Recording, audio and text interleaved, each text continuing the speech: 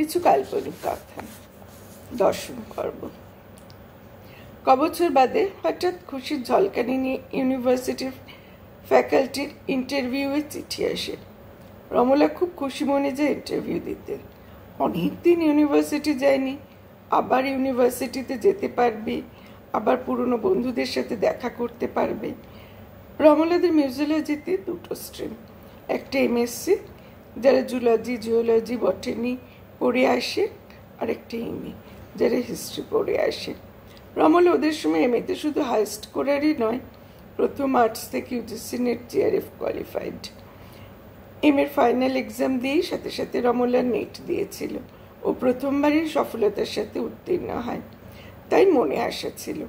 কিন্তু ওদের সময় মাধ্যমিক থেকে এমএ সবেতেই খুব মেপে মেপে মার্কস দেওয়া হতো। ওদের পর থেকে সব নিয়ম বদলায়, জলের মতন মার্কস পায় সবাই। একবার বিধি একজন স্যারকে অনুযোগ করেছিল এ নিয়ে। তো স্যার বলেছিলেন, বিয়ে বাড়িতে দই দেওয়া হয় দেখেছো, চামচে করে কেটে কেটে একটু একটু করে, তোমাদের সময় আমরা এভাবেই মার্কস দিতাম। আর ডাল দেওয়া হয় হাতায় করে, এখন আমরা হাতায় করে ডাল দেওয়ার মতন করে মার্কস দিই। বিধি বলেছিল, কিন্তু স্যার আমরা যদি এখন কোনো চাকরি না পাই তাহলে তো এই হাতা আর চামচ মানে ডাল আর দই এক হয়ে যাবে, তখন আমরা কি করব? স্যার চুপ করেছিলেন, উত্তর দিতে পারেননি। ইন্টারভিউ বোর্ডে গিয়ে দেখে যেন মিউজিওলজি ডিপার্টমেন্টের রিউনিয়ন হচ্ছে। কত সিনিয়র্স জুনিয়র্স সব এসেছে ইন্টারভিউ দিতে। বহু বছর কোনো সিলেকশন হয়নি, আর মিউজিয়ামে তখন চাকরি কোথায়। এতদিনের জমা কথা, হাসি মজা গল্পেতে হল একেবারে গমগম করতে লাগলো। কারোরই মনে হলো না যে ইন্টারভিউ দিতে এসেছে। এর মধ্যে সুধীর পিএইচডি হয়ে গেছে, আরও অনেক সিনিয়র্সদের পিএইচডি হয়ে গেছে, কিন্তু তারা সব সায়েন্স থেকে। 3জনকে নেবে। রমলার ভাবে বিড়ালের ভাগ্যে কি শিলকে ছিঁড়বে না। ইন্টারভিউ শুরু হয়ে গেল। প্রথম 2জন জুনিয়র গেল পরপর। সবারই এবার ভয় ধুকপোকানি হলো, কি জানি কেমন হবে, বোর্ড মেম্বার্সরা কি জিজ্ঞাসা করবে। কারোরই কোনো এক্সপেরিয়েন্স নেই বা জানা নেই। প্রথম 2জন ঢুকলো এবং খুব খুশি হয়ে সাথে সাথে বেরিয়ে এলো।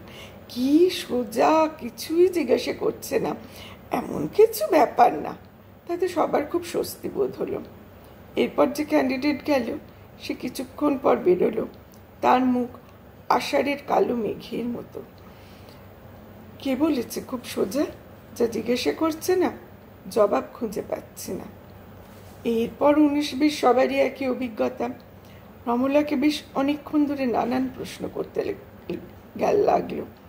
রমলা একের পর এক উত্তর দিয়ে গেল, কিন্তু বুঝতে পারছিল একের পর এক প্রশ্ন করে বিপাকে ফেলতে চাইছে। শেষ প্রশ্ন ছিল, আগে তো কোনোদিন ইউনিভার্সিটিতে পড়েননি, তাহলে পড়াবেন কি করে? না, এই প্রশ্নের কোনো জবাব ছিল না রমলার কাছে। সে তো বাকিরাও কেউ কোনোদিন পড়ায়নি, এক সুধি ছাড়া। সে কিছুদিন পার্ট টাইম করেছিল। বেরিয়ে এসে রমলা বলল, আর কারো না হোক সুধি, তোমার চাকরি পাকা, একমাত্র তোমারই ইউনিভার্সিটির পড়ানোর এক্সপেরিয়েন্স আছে। 2 দিন বাদে সিলেকশন কমিটির লিস্ট বেরোলো। রমলাদের হতবাক করে সুধি বাদ পড়ল। প্রথম যে 2জনকে সোজা প্রশ্ন করা হয়েছিল তাদেরই হয়েছে। তারা রমলার থেকে জুনিয়র। বুকটা ফেটে গেল রমলার। শোনা গেল সিলেকশন নাকি আগেই হয়ে গিয়েছিল ইউনিভার্সিটির বাইরে কোনো একটি বিশেষ দপ্তর থেকে।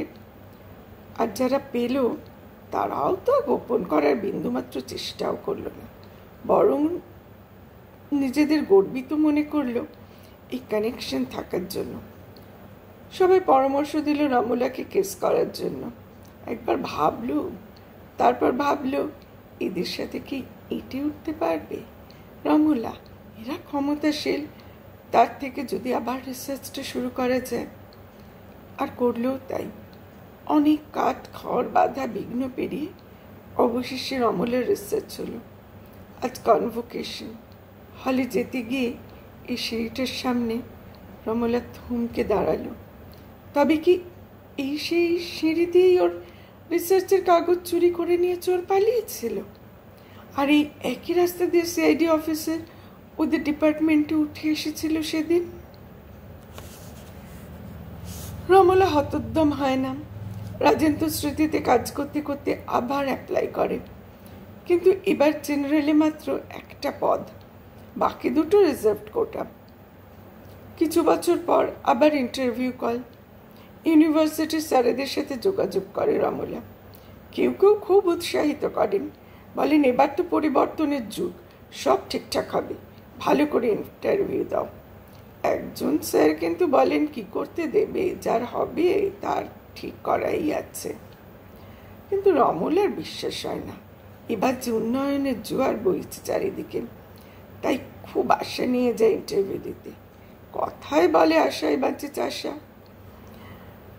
এবারে আরো ক্যান্ডিডেটস অনেক বেশি জুনিয়র্স। সবাইকে দেখে সবার এতদিন পর আনন্দ হলেও সবারই সবার প্রতি এক সন্দেহ দৃষ্টি। একে জানে যে এরই হবে। সবাই সবাইকে ঠাড়ে ঠোড়ে একই প্রশ্ন করে জানতে চায়। আস্তে আস্তে পরিবেশ সহজ হতে থাকে। কত মজা হাসি, সময় কোথা দিয়ে কেটে যায়। ইন্টারভিউ শুরু হয়। একজন যায় ইন্টারভিউ দিতে আর বেরিয়ে এসে ক্ষোভে ফেটে পড়ে। এভাবে হ্যারাস করার কোনো মানে হয়? এই যেন প্রত্যেককে জন্য আলাদা আলাদা ইনোভেটিভ মেথড অফ হ্যারাসমেন্ট। তার মধ্যে আবার কাউকে কাউকে দেখে present head of the department interview বেডে হেসেছে। অন্যদের অভিজ্ঞতা অন্যরকম। আগের বার অবশ্য head of the department present ছিল না ইন্টারভিউ বোর্ডে। যাই হোক, রমলার সময় আসে। প্রশ্ন তো নয়, যেন সমবেত অ্যাটাক। প্রশ্ন শুনে সব মাথা ঘুরে যায় রমলার। এমন একটি প্রশ্ন করে, একটি সেমিনারে রমলা অনেক বছর আগে একটি পেপার প্রেজেন্ট করেছিল। সেটা মেনশন করেছিল অ্যাপ্লিকেশনে। হঠাৎ সবাই মিলে প্রশ্ন করে, সেমিনারের টপিকের নামটা এরকম সিলেক্ট করলেন? রমলা ভ্যাবাচাকা খেয়ে যায়। সেমিনারের টপিকের নাম তো অর্গানাইজাররা ঠিক করে। রমলা যে পেপার পড়েছিল তার টাইটেল তো আলাদা। সেটা মেনশন করে বলতেই ওরা নিজেদের ভুলটা বুঝতে পারে। তখন ওরা সমবেতভাবে তাচ্ছিল্যের সাথে হাত নেড়ে ইন্টারভিউ রুম থেকে বেরিয়ে যেতে বলে রমলাকে। বিফল মনোরথ রমলা বেরিয়ে এসে খুবই ফেটে পড়ে। আস্তে আস্তে সব বাড়ির দিকে রওনা হয়। হঠাৎ জুনিয়র বন্ধু ধি বলে, ওর হাজব্যান্ডের ট্রান্সফার হয়ে গেলে কি হবে?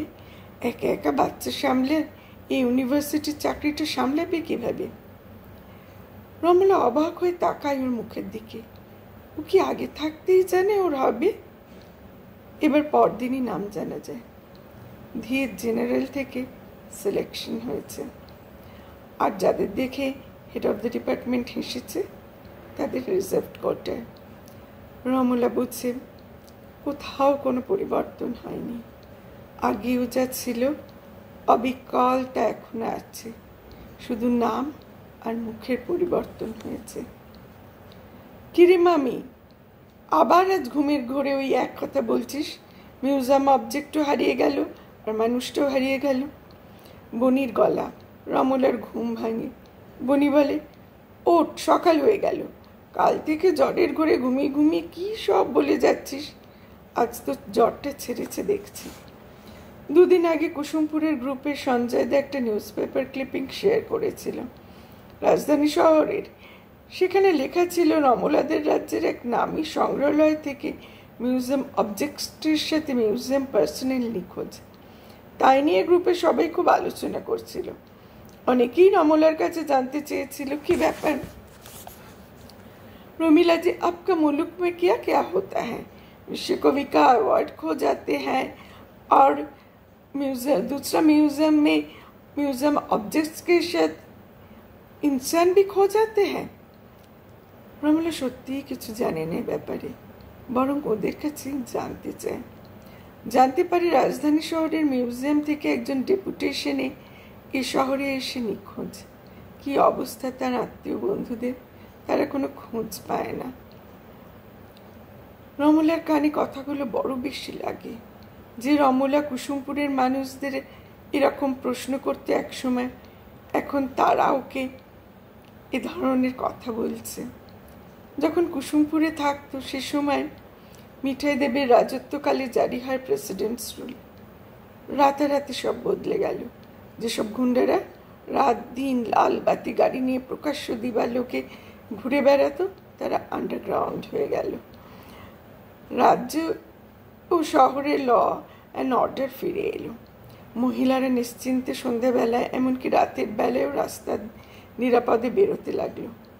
এ যেন এক অন্য কুসুমপুর।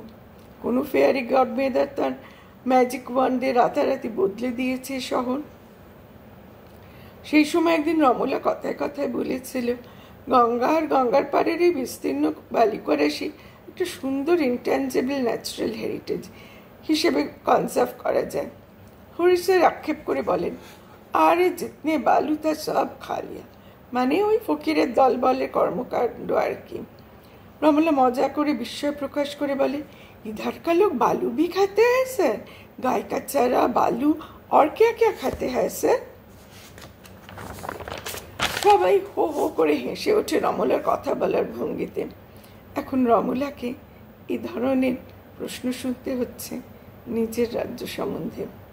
এই পৃথিবীকে তুমি যা দেবে তাই নিজের কাছে ফিরে আসবে 10 গুণ বেশি হয়ে। লজ অফ অ্যাট্রাকশনের কসমিক ডিজাইন হলো হুবহু এইরকম। সেবার মিঠাই দেবী ফকিরের সংস্রব ত্যাগ করে ইলেকশনের আগেই সেটাই হয়ে যায় বিরোধীদের ইলেকশনের প্রচারের এক অস্ত্র। তারা সাধারণ মানুষকে বলে যে রাজনৈতিক ফায়দার জন্য যে নিজের ভাইকে পরিত্যাগ করতে পারে সে দেশের মানুষের জন্য আর কি করবে। জনরোষ বড় সাংঘাতিক, তার রাজরোষের চেয়েও ভয়ানক। রাজরোষ শুলে চড়ায় আর জনরোষ টেনে পথের ধুলোয় নামায়। মিঠাই দেবীর কাছে ফকির এখন শাঁখের করাত, যেতেও কাটে আসতেও কাটে। তাকে পার্টিতে রাখলেও বিপদ, জনরোষ বাড়বে, আবার ত্যাগ করেও লাভ হলো না। মানুষের সমালোচনার কোপে পড়ল। মানুষের রাগ আর ক্ষোভের প্রতিফলন হয় ইলেকশনের রেজাল্টে। বিপক্ষে নিহার কুমার বিপুল ভোটে জয়ী হয়ে ক্ষমতায় আসে। নিহার কুমার শিক্ষিত, ভদ্র, রুচিসম্পন্ন, রাজ্যের অগ্রগতিকে প্রাধান্য দেয়। আর আজ রমলার রাজ্য থাক সে কথা। এক গভীর দীর্ঘশ্বাস বেরিয়ে আসে রমলার। নিজের রাজ্য সম্বন্ধে কুসুমপুরের মানুষদের কথা তাই শুধু রমলার কানে নয় মনেও বেজেছিল। তারই জেরে হয়তো জ্বরের ঘরে ঘুমের মধ্যে রমলা ভুলভাল বকে। এরপর একটু জানতে ইচ্ছে করছে? তাহলে সাবস্ক্রাইব করলেই বেল আইকনের টুংটাং আওয়াজই বলে দেবে পরবর্তী পর্বের আগমন বার্তা। আজ যে আসবো আর একদিন।